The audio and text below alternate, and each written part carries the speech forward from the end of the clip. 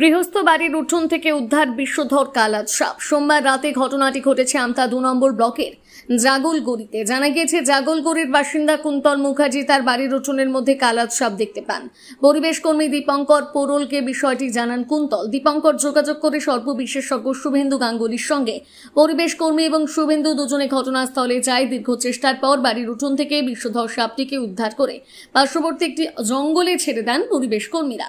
পরিবেশ কর্মী দীপঙ্কর পোরেল জানান, কালাজ সাপ সাধারণত রাতের বেলাতে দেখতে পাওয়া যায়। সাবধানতা এবং সচেতনতাই হলো কালাজ সাপ থেকে বাঁচার একমাত্র উপায়।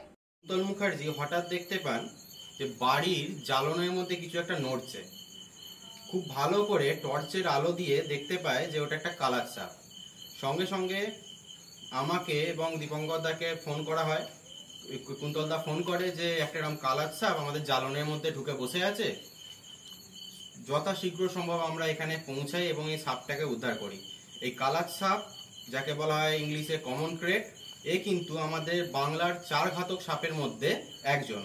খুবই রহস্যময় সাপ। রাতের বেলা চুপিসারে বিছানার তলায় ঢুকে যায় এবং কামড়ে জ্বালা যন্ত্রণা কিছুই হয় না। সকালবেলা ঘুম থেকে উঠে রোগীর মধ্যে উপসর্গ দেখা যায় পেটে ব্যথা, গাঁটে গাঁটে ব্যথা, মাথা ঘুরে পড়ে যাচ্ছে বা বমি হচ্ছে, নানা রকম উপসর্গ দেখা যায়। এই সাপ থেকে বাঁচার উপায়, প্রতিদিন বাড়িতে মশারি ব্যবহার করুন। যত দামি মশা তাড়াবার উপকরণ আপনাদের কাছে থাকুক বা না থাকুক, মশারি অবশ্যই টাঙাবেন। মারাত্মক বিষধর সাপ কালাজ।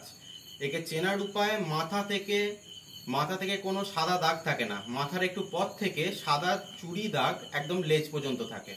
লম্বায় 2 থেকে 3 ফুট পর্যন্ত হয় এবং বারবার বলছি, মারাত্মক বিষধর। মাত্র 1 মিলিগ্রাম বিষে কিন্তু একটা পূর্ণবয়স্ক মানুষের মৃত্যু হতে পারে।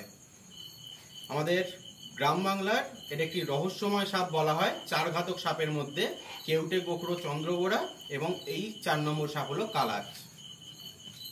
আজ একে আমরা উদ্ধার করলাম হাওড়া জেলা যৌথ পরিবেশ মঞ্চ এবং ডট ফাউন্ডেশনের সদস্যরা।